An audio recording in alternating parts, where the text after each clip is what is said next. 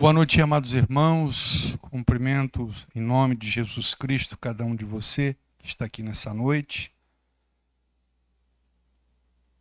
Louvamos a Deus que nos proporciona sempre a sua graça, nos dispondo, porque nós somos dispostos por causa do Senhor, Nossa disposição, a nossa motivação, ela vem de Deus. Muito embora esteja frio, nós estamos aqui. Muitos eu sei que estão nesse momento na sua casa, Quem sabe debaixo da coberta, e tendo o privilégio, também já não sei se é privilégio, de estar ouvindo a palavra de Deus com um pouco de medo do frio. Eu acho que privilégio maior é para nós, Que a gente, em nome do Senhor, vem, porque a gente tem esse desejo de estar, para ter esse momento não somente de louvor e de compartilhar a palavra, mas de comunhão, Nós somos igreja, por isso louvamos a Deus, porque o Senhor nos motiva, E estamos buscando Deus enquanto se pode achar.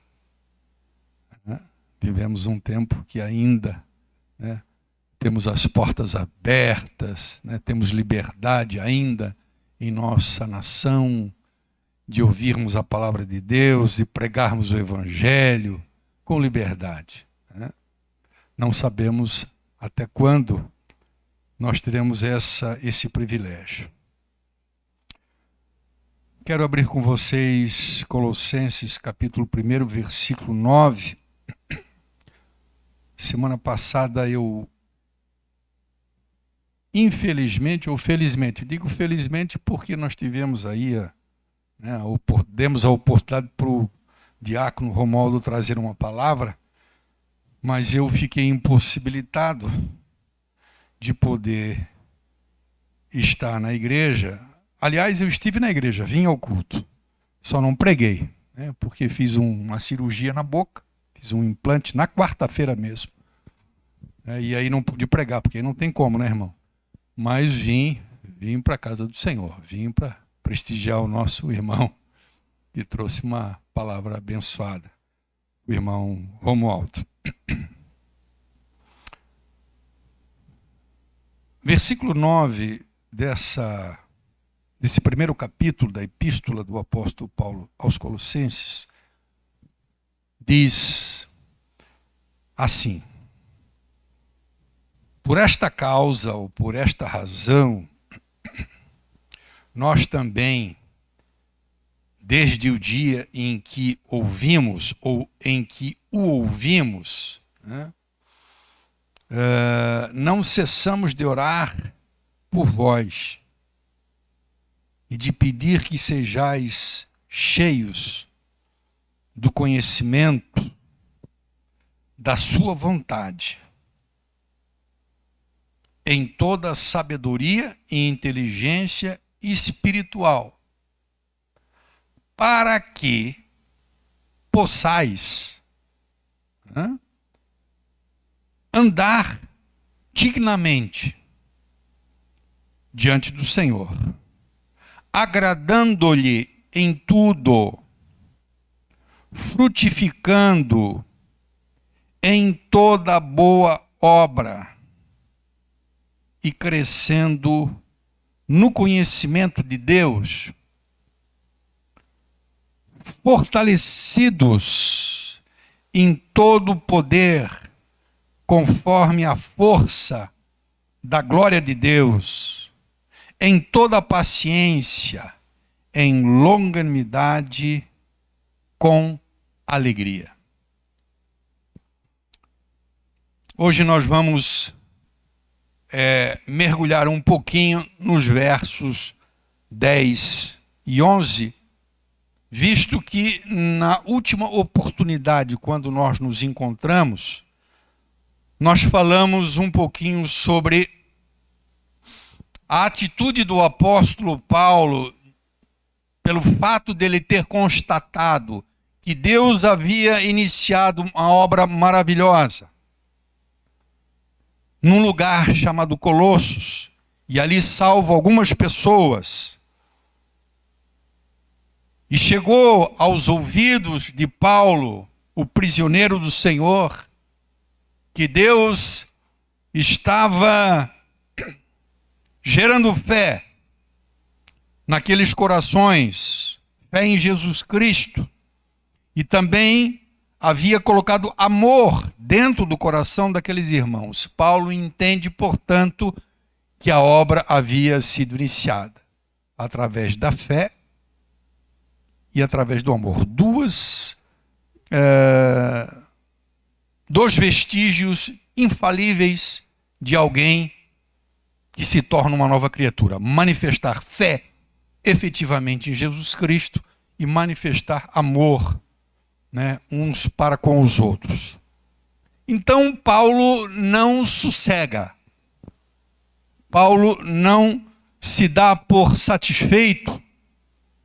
Paulo quer ver esta obra prosseguir. É claro, nós sabemos que Deus, ele não paralisa uma obra que ele inicia, mas isso, de qualquer maneira, não nos isenta, como também o próprio apóstolo Paulo, de estarmos orando para que Deus aprofunde, para que Deus progrida, para que Deus dê continuidade àquela obra que um dia ele iniciou. Então, ele ora no versículo 9 para que Deus encha essas pessoas que já foram salvas, que Deus encha essas pessoas do conhecimento da vontade de Deus.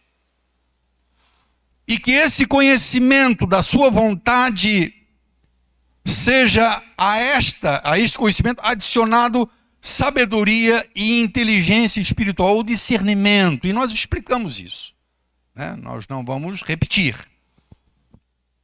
Para que o conhecimento que eu tenho a respeito da vontade de Deus eu possa praticar no meu dia a dia. E para tanto eu preciso discernimento e eu preciso da parte de Deus sabedoria para como praticar a vontade de Deus nas coisas que diz respeito ao meu viver. Senão eu vou me tornar um teórico.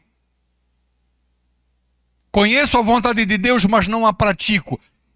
E aí nós demos alguns exemplos, inclusive 2 exemplos nós demos, de como nós podemos colocar em prática um preceito de Deus, por exemplo, que era honrar as viúvas. E aí nós temos aquele exemplo lá do apóstolo Paulo, dando todas as diretrizes de como deveria ser honrada uma viúva.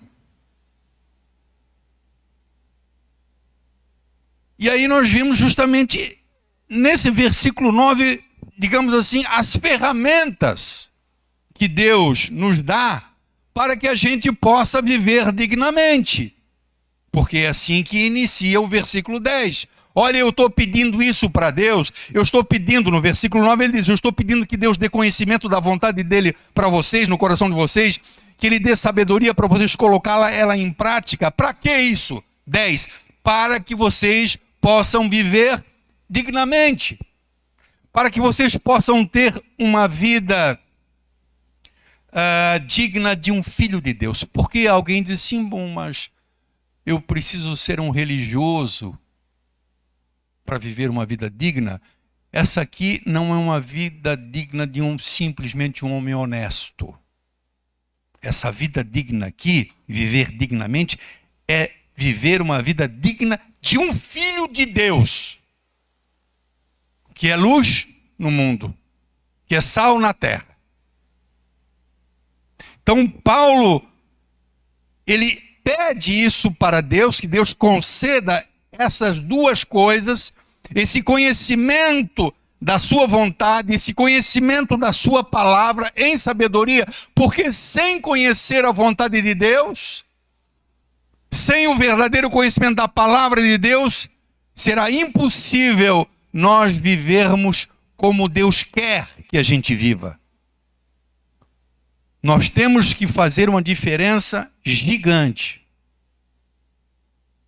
para as pessoas que vivem de uma maneira normal. Eu já não falo nem o ímpio, aquele que vive no pecado, atolado no pecado. Uma pessoa que possa ser considerada uma pessoa do bem, uma pessoa honesta. Essa vida digna aqui é vida digna não de uma pessoa honesta, é a vida digna de um filho de Deus, que é luz, até para aqueles que são considerados pessoas boas. Sem esse conhecimento, sem essas ferramentas, que é o conhecimento da sua vontade ou da sua palavra, né? Praticada em sabedoria e em discernimento, sem isso é impossível andar de uma maneira digna conforme um filho de Deus. Então, no versículo 10, ele justifica por que ele pede aquilo. Eu estou pedindo isso para que vocês possam viver dignamente diante do Senhor. Segunda parte do versículo 10, agradando-lhe em tudo. É uma consequência de alguém que anda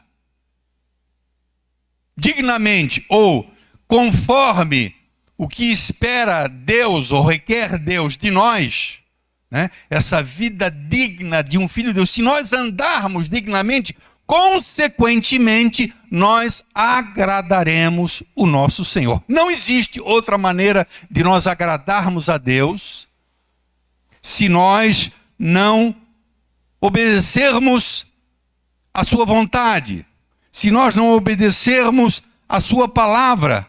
Obrigado, minha querida. Deus te abençoe. Então, esse versículo 10, agradando-lhe em tudo, é uma consequência, é um pensamento lógico, irmãos. Né? Se eu conheço a vontade de Deus e se eu pratico o que Ele quer que eu faça, né? Andando dignamente, consequentemente, por isso eu vou agradar o Senhor. Mas ele diz que é agradando o Senhor em tudo. Né? Se nós andarmos dignamente como filhos de Deus, de acordo com a sua vontade, dia após dia, seguramente nós o agradaremos. Não são, irmão, não são dois focos. Eu preciso andar dignamente e eu preciso agradar o Senhor. Não, se eu andar dignamente conforme a sua palavra, consequentemente eu vou agradá-lo. Não existe uma forma mais eficaz de agradar o coração do nosso Deus do que fazermos a sua vontade, do que obedecermos a sua palavra. Por isso inicia-se lá atrás. Paulo ora para que a igreja tenha esse conhecimento em primeiro lugar. O que Deus quer de mim? O que Deus espera de mim? O que Deus quer fazer em mim? Como Deus quer que eu ande? Isso é conhecimento. Mas eu preciso de sabedoria para colocar isso em prática, no dia a dia. Quando eu faço isso, eu vou estar andando dignamente. E, consequentemente, eu vou agradá-lo. As coisas estão interligadas para que possais andar dignamente diante do Senhor, agradando-lhe em tudo. Não existe, disse eu anteriormente, uma forma mais agradável, não existe uma forma mais eficaz, mais eficiente de nós agradarmos o Senhor. Não existe, né? Alguém pode pensar, puxa, mas se eu der isso para Deus, se eu der isso para a igreja, se eu cultuar, se eu participar dos cultos, se eu for um membro da igreja, enfim, se eu tiver um ministério na igreja, essas coisas agradam a Deus? Não existe nada que agrade mais a Deus do que fazer a sua vontade. Por isso é necessário que a igreja conheça a vontade de Deus. E eu volto e meia, vou para o 9. Paulo orando para que vós sejais cheios do conhecimento da vontade de Deus. Isso me faz lembrar, irmãos, quando a gente se lembra de sacrifícios, né, de ofertas, né, de pessoas que ofereciam culto, ofereciam coisas a Deus.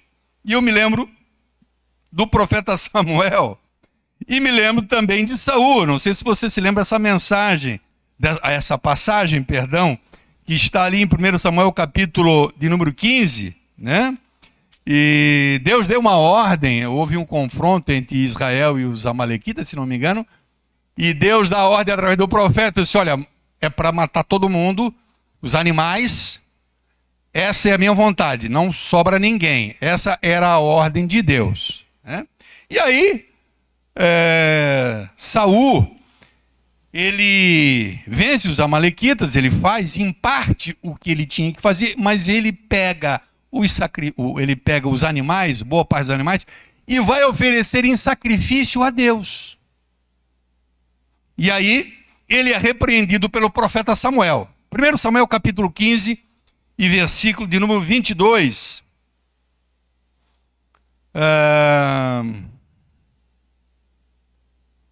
Versículo até dá para ir um pouquinho antes, né?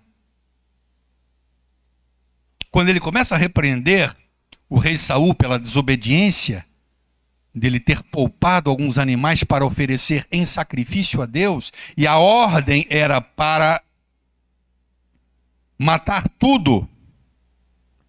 Disse Samuel, porventura, sendo tu pequeno aos teus olhos, não foste colocado por cabeça de Israel?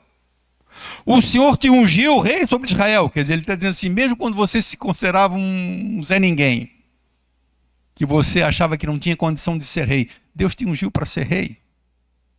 E ele te enviou, versículo 18, a este caminho e disse, vai e destrói totalmente esses pecadores, no caso os amalequitas, e peleja contra eles até que os aniquiles. Por que, pois, não deste ouvido à voz do Senhor? Antes te lançaste ao despojo, aqui eram os animais, tá?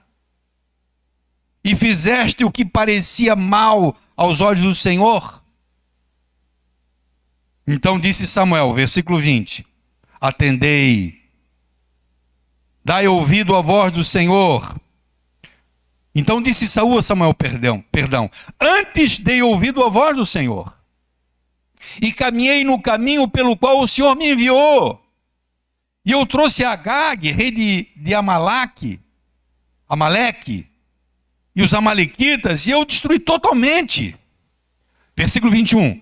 Mas o povo tomou o despojo, ovelhas e vacas, o melhor do interdito, para oferecer ao Senhor teu Deus em Gilgal.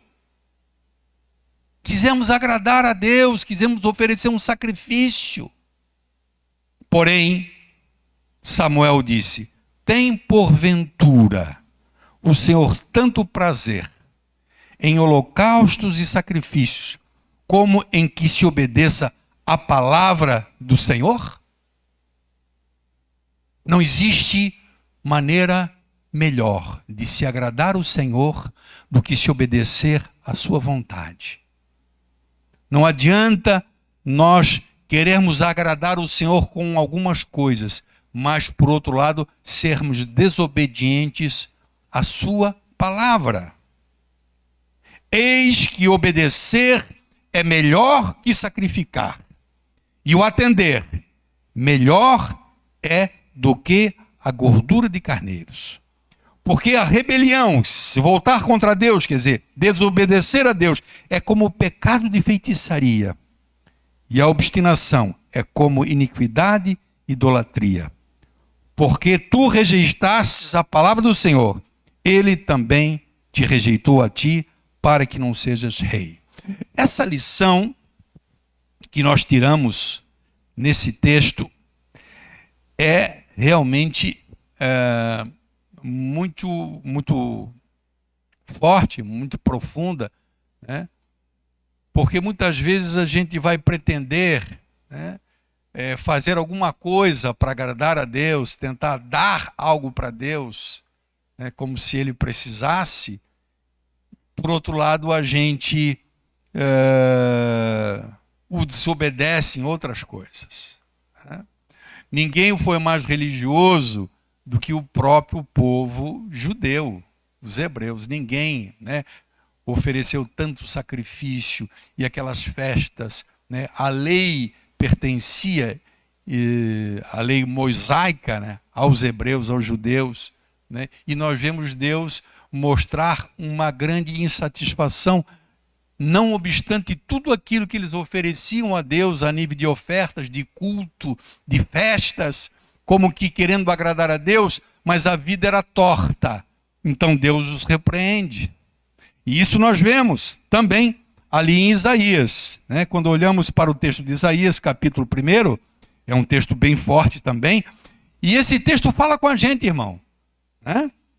Só existe uma maneira de nós agradarmos a Deus, só. Obedecermos a sua palavra e fazermos a sua vontade. Deus não é como um homem que você possa, de alguma maneira, desagradá-lo, mas de outra maneira, suborná-lo com alguma coisa. Né? Comprar ele com alguma coisa. Deus não se vende. Né? Ou é obedecer a Deus ou não. Se não obedecer a Deus, tudo que quisermos oferecer a Ele não terá valor, ao contrário, Ele rejeita, Ele não aceita.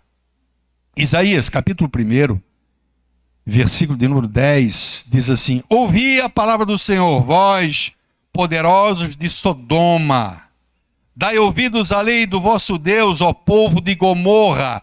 Deus está falando para Israel ou Deus está falando para Sodoma e Gomorra? Não, ele está usando uma alegoria aqui, uma metáfora. Ele está chamando o povo de Israel de pecador. E Sodoma e Gomorra é o símbolo do pecado. Ele chama os hebreus, os israelitas, de povo de Sodoma e Gomorra. Por isso que ele usa essa palavra Sodoma e Gomorra, tá? Vou ouvir a palavra do Senhor, vós poderosos de Sodoma, dai ouvidos à lei do nosso Deus, ó povo de Gomorra. De que me serve a mim? Que me adianta? A multidão dos vossos sacrifícios. Sacrifícios era dado para quê, irmão? Você se lembra? Não era somente uma questão de obediência à lei, né? Entendia que se agradava a Deus, porque era algo que estava se dando, oferecendo a Deus, os sacrifícios. Né? De que me serve a multidão dos vossos sacrifícios? Diz o Senhor. Já estou farto dos holocaustos de carneiro, da gordura de animais cevados. Nem me agrado de sangue de bezerros, nem de cordeiros, nem de bodes. Quando vindes para comparecer perante mim, quem requereu isso das vossas mãos? Que viesses a pisar os meus átrios? Não continuem a trazer ofertas vãs. Ou seja, isso aqui vocês estão fazendo em vão, isso não vai me agradar. Se vocês não me obedecerem, se vocês não cumprirem a minha palavra, isso não me... Isso, sabe, irmãos, às vezes a gente é tentado, né? Acho que não é o nosso caso aqui, mas alguém pode ser tentado, né? Por aquilo que ele ofereça a Deus, né? De Deus, sabe? Agora eu vou dar uma, vou dar uma aliviada ali, porque também ele oferece, porque ele está no culto, ele... Irmãos, o que Deus quer de nós é obediência. Isso é o que mais importa a Deus.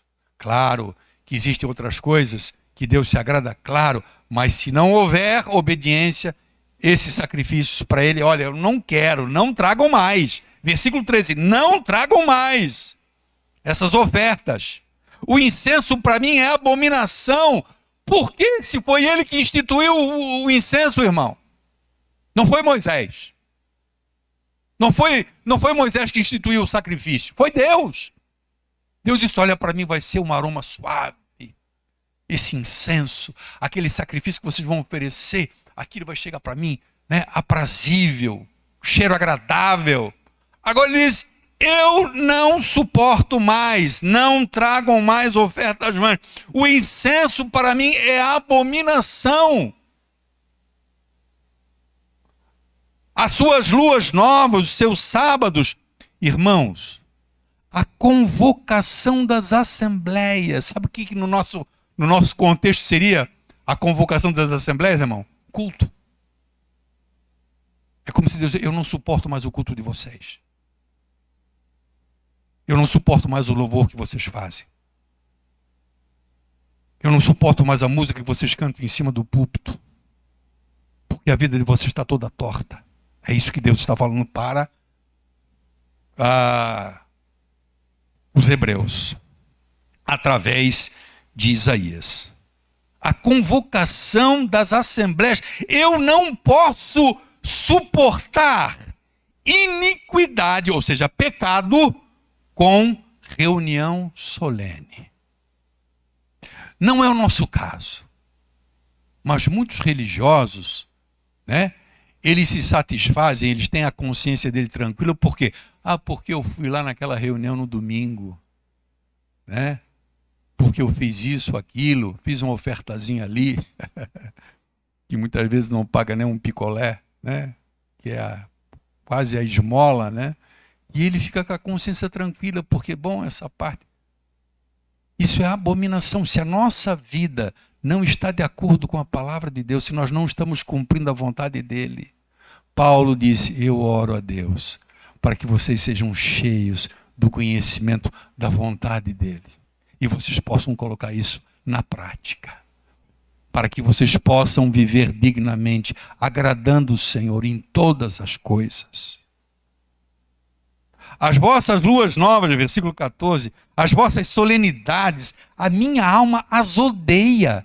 Será que seria o caso no nosso tempo, em que a gente vê tanto, né, tanta programação gospel, né, que agrada muitas vezes os olhos, os ouvidos dos evangélicos? Será que grande parte dessas manifestações estão chegando diante de Deus dessa maneira?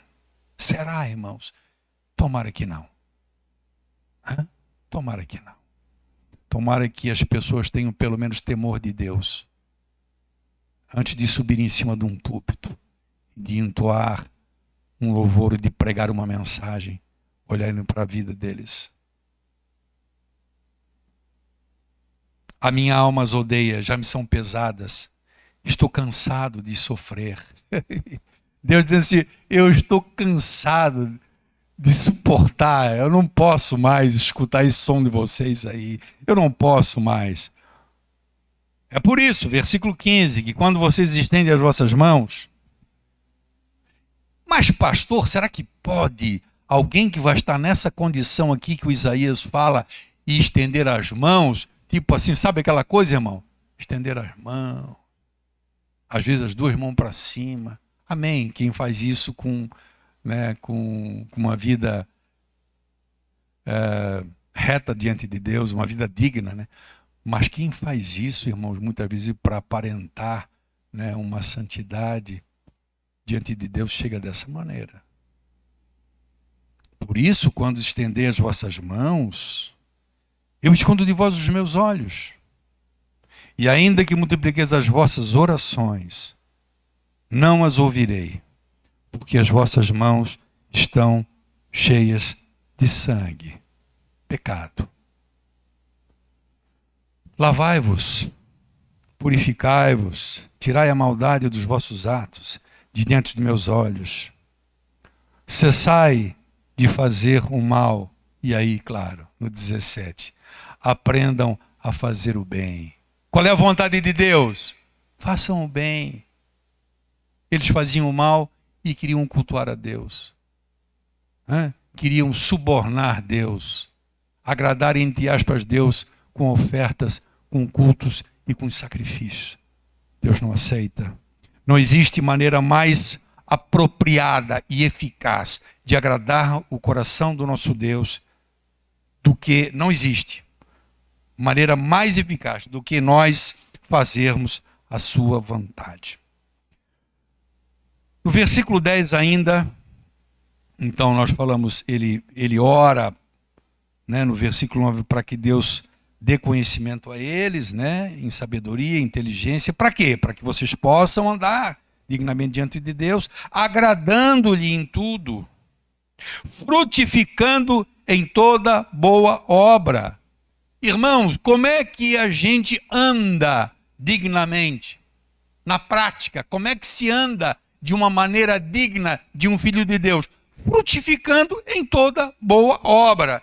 E aí, irmãos, isso aqui tudo tá muito ligado, tá muito conectado. Uma coisa, ela é decorrente da outra, né? Olha só, se a vontade de Deus é boa, se a vontade de Deus é boa, no que diz respeito ao que Ele quer que nós façamos e como quer que nós sejamos, se a vontade dele é boa, certamente se nós formos obedientes à sua vontade e à sua palavra, as nossas obras serão boas, porque estarão alinhadas com a sua vontade. Então ele está dizendo assim, frutificando em toda a boa obra. Ele está falando a mesma coisa. Andar dignamente, como é que se faz isso? É fazendo aquilo que Deus quer. Não minta, ajude, perdoe, sabe? Se humilhe, desvie-se do mal. A vontade de Deus para com a nossa vida é essa. Então, se nós queremos o agradar, se nós o obedecemos, evidentemente que nós estaremos frutificando em toda boa obra, né? Se o que Ele quer que nós façamos é bom, é claro que aquilo que nós faremos é bom.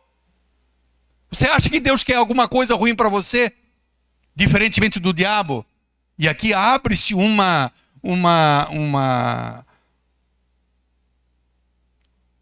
oportunidade para nós até contrapormos a vontade boa de Deus e a vontade má do diabo. A vontade de Deus é boa. Deus quer que nós façamos as coisas boas, as coisas certas, as coisas justas. O que o diabo quer que o homem faça? Ele quer que o homem mate. Ele quer que o homem faça injustiça. Ele quer que o homem se prostitua. Ele quer que o homem pise nos valores morais. Isso é a vontade do diabo. Então, aquele que agrada o diabo, né? Aquele que agrada o diabo, o que ele faz? As suas obras serão o quê? Serão obras más, porque a vontade do diabo é má. A vontade de Deus é boa. E nós somos estimulados pelo Espírito Santo a nós vivermos segundo a sua vontade. Se a vontade dele é boa, aquilo que nós vamos fazer são coisas boas. E dessa forma nós o agradaremos. Justamente porque a vontade é boa. Porque se a vontade de Deus fosse má, irmão, as nossas obras seriam más. Assim como aqueles que seguem o inimigo pela sua vontade, o pai deles, né? Jesus disse, vocês são filhos do diabo e vocês se empenham em agradar o vosso pai. Nós não. Nós nos empenhamos em agradar o nosso pai, que tem uma vontade boa. Aquele que se empenha para fazer a vontade daquele que tem uma vontade má, as suas obras serão más. Frutificando em toda boa obra, né? Nós fomos chamados para frutificar, irmãos. Jesus disse que Ele nos chama, Ele nos comissiona, Ele nos nomeia, Ele nos escolheu para que a gente dê fruto. Não é assim que diz a palavra de Deus? Abra lá em João, Evangelho de João capítulo 15, versículo de número 8. Nisto é glorificado o meu Pai. João 15, 8. Nisto é glorificado o meu Pai, que deis muito fruto. E dessa maneira sereis meus discípulos. Paulo diz que Colossenses deveria andar dignamente, agradando a Deus em tudo, frutificando. Frutificando é fruto. Em toda boa obra, nós fomos chamados para dar frutos. Jesus disse assim, vocês querem conhecer uma pessoa? Olhem para os frutos dessa pessoa. Como é que você identifica uma árvore, boa ou má? Você não identifica pelo fruto? Jesus disse que é assim. Paulo quer que a gente frutifique. Deus quer que a gente frutifique em toda boa obra. Nós fomos chamados para frutificar. Jesus disse que nessa coisa Deus é glorificado, que a gente dê muito fruto. E assim nós demonstraremos que somos discípulos de Jesus, porque Jesus Cristo também frutificou em toda boa obra. Enquanto esteve nesse mundo, Ele foi exemplo para nós. No versículo 16 do mesmo capítulo 15 de João, Ele diz assim: vocês não me escolheste vós, a mim. Não foi vocês que me escolheram, mas eu escolhi vocês e vos nomeei para que vocês possam ir e deem fruto. E o vosso fruto seja perene, permaneça. Não é fruto, irmão, que dá um ano, não dá outro ano, dá um ano, depois dá 5 anos sem andar. Não. Que o vosso fruto permaneça. Então, nós frutificamos em toda boa obra, porque esse é o nosso chamado. Nós fomos chamados para glorificar a Deus através da nossa vida, frutificando em toda boa obra.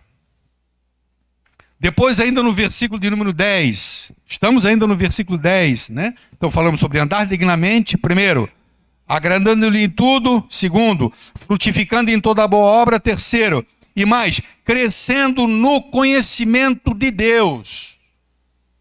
Crescendo no conhecimento de Deus. Na última oportunidade, quando nós falamos em conhecer a vontade de Deus, nós falamos que uma das maneiras de nós conhecermos a vontade de Deus é através da palavra de Deus. Não sei se os irmãos se lembram, através da oração e através da palavra. Conhecendo a palavra, lendo a palavra, nós vamos conhecer a vontade de Deus. Mas nós dissemos que não somente conhecemos a vontade de Deus através da palavra, nós também passamos a ter um conhecimento, é verdade que teórico, também de quem Ele é. Passamos a ter um conhecimento do seu ser, do seu caráter. Através da palavra de Deus, nós passamos a ter um conhecimento de quem é Deus. Aqui ele está dizendo, crescendo no conhecimento de Deus, a respeito de Deus. Quando fala conhecimento de Deus, é conhecer Deus. Então nós conhecemos Deus pelas Sagradas Escrituras. A Bíblia nos diz quem é Deus, como é Deus, quais as suas virtudes, o seu poder, os atributos de Deus. Mas esse conhecimento, evidentemente, irmãos, ele não pode ser tão somente teórico. Eu posso ser um grande teólogo e eu definir maravilhosamente bem pela Bíblia, biblicamente falando, quem é Deus? Quando a gente estuda teologia e quando a gente faz depois prova, de exame, uma das questões é definir-se Deus. Segundo, em cima do que? Do que eu acho? Não, em cima da palavra. Então nós conhecemos Deus em parte pela sua palavra, mas eu diria que esse conhecimento é um conhecimento teórico. E Paulo, quando ele fala em crescer no conhecimento de Deus, ele está também vendo, ele está focando, ele está objetivando um conhecimento experimental, de experiência, irmãos. Tipo assim, a Bíblia diz que Deus é bom. Alguém fala, A Bíblia diz que Deus é bom. Eu não acho que Deus é bom. Por quê? Por isso. O cara é um cara que não tem uma experiência com Deus, e ele, de repente, não provou Deus ainda. Ele pode até, quem sabe até, olha, eu sei o que os crentes falam de Deus. Na verdade, eu até vou com a minha esposa na igreja. Eu vou até com meu marido na igreja. Eu ouço lá o pastor falar isso de Deus, que Deus é assim, Deus é assim, Deus é assim, citando a palavra. Mas eu não acho. Porque o conhecimento que tem, e muitas vezes até não concorda com o que se diz a respeito de Deus pela palavra, mas ela não tem experiência nenhuma com Deus, ela não tem esse conhecimento experimental de provar Deus.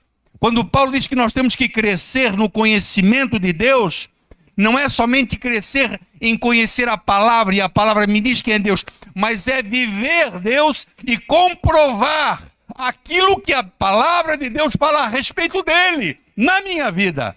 Eu conheço Deus. Eu sei quem é Deus.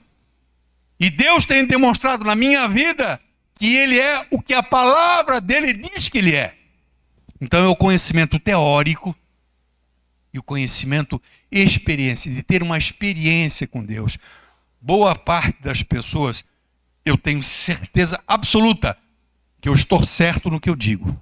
Muitas pessoas dentro das igrejas, e é bom que as pessoas estejam dentro das igrejas, porque enquanto estão dentro das igrejas, estão ouvindo a palavra. Num dado momento, Deus vai abrir o coração e a pessoa vai se converter.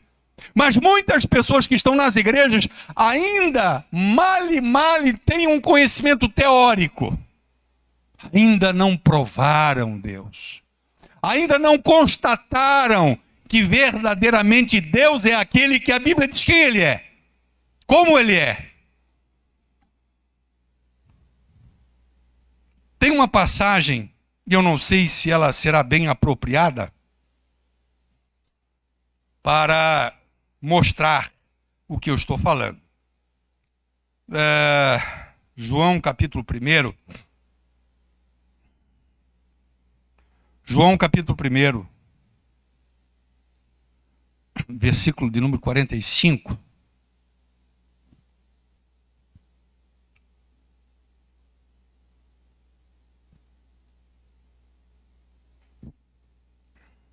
A mensagem é esta.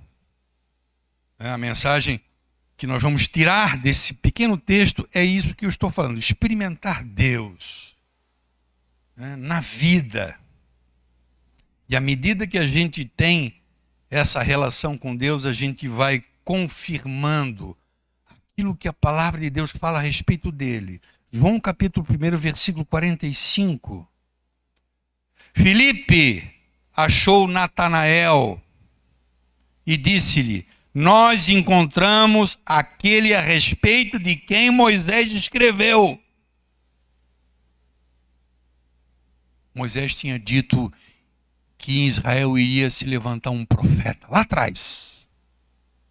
E aí, Filipe disse: olha, encontramos o profeta.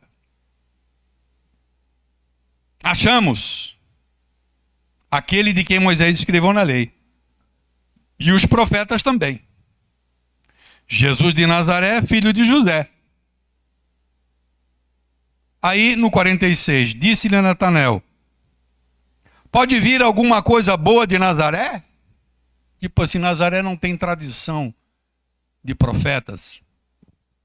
Nazaré, nesse sentido, não é uma cidade importante. Não temos notícia de que tenha vindo um grande homem na história toda. Pode vir alguma coisa boa de Nazaré? Disse-lhe Filipe: vem e vê. Vem e experimenta, como diz o outro. Vem e experimenta. Não fica nas minhas palavras. É isso que eu estou dizendo, irmão. A palavra, quando ela é teórica, será que é assim? Você tem um conhecimento teórico, mas nós precisamos experimentar Deus. Conhecer Deus não só nas Escrituras, mas conhecer no nosso viver, na nossa relação com Ele. Vem ver. Jesus viu Natanael, vi se encontrar com ele e lhe disse: eis aqui um verdadeiro israelita, em quem não há culpa, não há dolo. Eis aí um varão cabra bom, se fosse usar assim um termo, né? Jesus disse: esse cara é um cara bom, um cara sério, esse Natanael. Muito embora fosse uma pessoa normal, mas era uma pessoa especial. Jesus disse: esse cara aí, ele é bom. Disse-lhe Natanael: de onde me conheces tu? Jesus respondeu e disse: antes que Filipe te chamasse, te vi eu, estando tu debaixo da figueira. Alguma coisa aconteceu em secreto e Jesus, como o profeta, viu. Como o Filho de Deus viu. E diz para ele, e ele já entendeu que era uma coisa que ninguém podia ter visto, né? No sentido assim, isso é impossível. Como é que você conseguiu ver isso, né? Natanael respondeu e disse: Rabi, tu és o Filho de Deus, tu és o Rei de Israel. Então ele teve a comprovação. Mas Jesus até achou que ele foi longe demais, né? Pelo pouco que Jesus tinha mostrado para ele. Jesus respondeu: só porque eu te disse que eu te vi debaixo da figueira, você creu? Coisas maiores ainda você vai ver. E disse-lhe: na verdade vos digo que daqui diante vereis o céu aberto, os anjos de Deus subindo e descendo sobre o Filho do Homem. Vocês vão ver que eu sou o Filho de Deus. Vem andar comigo, vem comigo. Então, o sentido é esse, irmão. Esse conhecimento, ele só pode, esse conhecimento de experiência, ele só pode se dar se houver uma relação, um relacionamento que demanda, que exige perseverança. Perseverança, irmão. Muitos vão ficar para trás. Nós não vamos alcançar hoje, o versículo 11. O versículo 11 vai falar sobre isso. Muitos vão desistir. Muitos vão desistir. Mas aquele que persevera, aquele que permanece, aquele que se empenha em andar junto com Deus, este comprovará sem dúvida alguma que aquilo que a sua palavra fala a respeito dele é verdade. Ele vai experimentar e ele vai conhecer o Senhor realmente, não por ouvir falar, como disse Jó, Antes te conheci de ouvir falar, agora os meus olhos te veem. Você lembra da palavra de Jó? Antes eu te conhecia de ouvir falar, agora os meus olhos te veem. Muitas pessoas conhecem Deus de ouvir falar, aquilo que eu falei há pouco. Quantas pessoas estão dentro das igrejas? O pastor fala isso de Deus, o irmão fala isso de Deus. E você? Eu não conheço Deus, eu não tenho uma experiência. Paulo quer que nós cresçamos nesse conhecimento, não somente o conhecimento teórico, mas a comprovação. A exortação bíblica, irmão, a exortação bíblica é que nós devemos conhecê-lo e nós temos que prosseguir nesse conhecimento. É isso que Paulo está falando aqui agora. Lá Oséias já falava. Vamos conhecer e vamos continuar conhecendo. E à medida que a gente vai andando, a gente vai comprovando aquilo que a palavra dele fala a respeito dele. E eu te pergunto, irmão, quem é que pode experimentar que Deus socorre? Senão aquele que experimenta o socorro. Quem é que pode dizer que realmente Deus é um Deus gracioso, se ele não experimentar a sua graça? Quem pode dizer que Deus é o Deus de toda consolação, se ele em algum momento estiver atribulado e receber da parte de Deus o consolo real da parte de Deus na oração, o conforto, a presença, o consolo maravilhoso de Deus? Quem pode conhecer que Deus é o Deus de toda consolação? Quem pode conhecer e dizer que Deus é poderoso, se na vida dele não se manifestar esse poder, transformando o seu coração, fazendo-o desvencilhar de vícios, O irmão Romualdo falou isso essa semana, na quarta-feira passada, Deus é poderoso, Deus é poderoso. Você pode dizer, a Bíblia diz que é. E você? Eu não sei. Não, Deus é poderoso. Eu conheço. Eu conheço o poder dele. Eu conheço o consolo dele. Então, crescer no conhecimento de Deus tem que envolver uma relação. Sem essa relação, que requer perseverança, e permanecer, porque não é fácil, irmãos, permanecer nesse caminho, mas à medida que nós continuamos e perseveramos, nós vamos conhecendo. E Deus sempre, isso é uma coisa que eu digo, Deus, ele é especialista, irmãos, sempre em nos maravilhar, em nos surpreender. Maurício? Volta e meia, Deus faz alguma coisa e a gente fica como os outros, a gente fica babando. Cara, mas é mais do que me falaram. A samaritana, ela chegou lá na cidade, começaram a falar de Jesus, e aí chamaram Jesus foi lá, e aí depois de Jesus falar uma porção de coisa, eles disseram para ela assim, olha, agora nós cremos, não porque você falou, mas agora nós estamos ouvindo ele, nós estamos tendo essa experiência com ele, e é muito mais do que você falou, é muito mais, experimentar, conhecer Deus. Que Deus nos proporcione, né, essa graça de que a gente consiga permanecer, né, nesse caminho, e a cada quilômetro, vamos dizer assim, que a gente caminhe com Ele, né, que a gente possa o conhecer cada vez mais, né? Deus é maravilhoso. É como disse Filipe e Natanael: você acha que não é isso tudo? Vem e veja, né? Amém, amado? Fique de pé.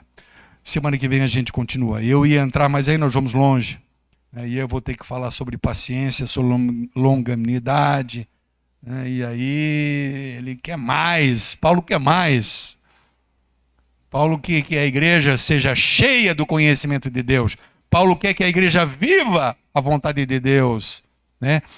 Paulo quer que a igreja conheça a Deus cada vez mais e mais. Paulo quer que a igreja suporte as lutas e as tribulações. Por isso, ora para que Deus também os fortaleça. É o que vai dizer o versículo 11. Tá? Pai querido e amado, eu te louvo, Senhor, em nome de Jesus Cristo, pela tua palavra. Aqueles, ó Deus, que tu tens, a quem tens concedido o grande privilégio de constatar em suas próprias vidas, ó Deus, a tua verdade, o teu caráter, o teu ser, o teu coração, o teu poder, a tua misericórdia, o teu consolo. Ah, Senhor, que bênção. E a oração que Paulo, teu servo, faz pela igreja dos Colossenses é a mesma oração que fazemos por nós mesmos, ó Pai, como igreja, que nós possamos viver de uma maneira digna, que possamos, ó Deus, ser cheios do conhecimento da tua vontade, que possamos, ó Pai, andar dignamente diante de ti, Pai, nesse mundo, te agradando em todas as coisas, frutificando em toda a boa obra, Senhor. Que possamos crescer, acima de tudo, nesse conhecimento. Isso é maravilhoso, e isso te pedimos em nome de Jesus Cristo. Pedimos a tua bênção, Senhor, sobre nós. Te pedimos, ó Pai, que tu nos abençoe nesse exato momento, quando estamos saindo desta casa de oração, deste templo, Senhor, estamos indo para o nosso lar. Queremos ir, Pai, cheios da tua palavra, cheios da tua graça. Debaixo da tua bênção nós oramos, em nome de Jesus Cristo. Amém? Glórias a Deus. Deus abençoe, amado. Vá na paz do Senhor.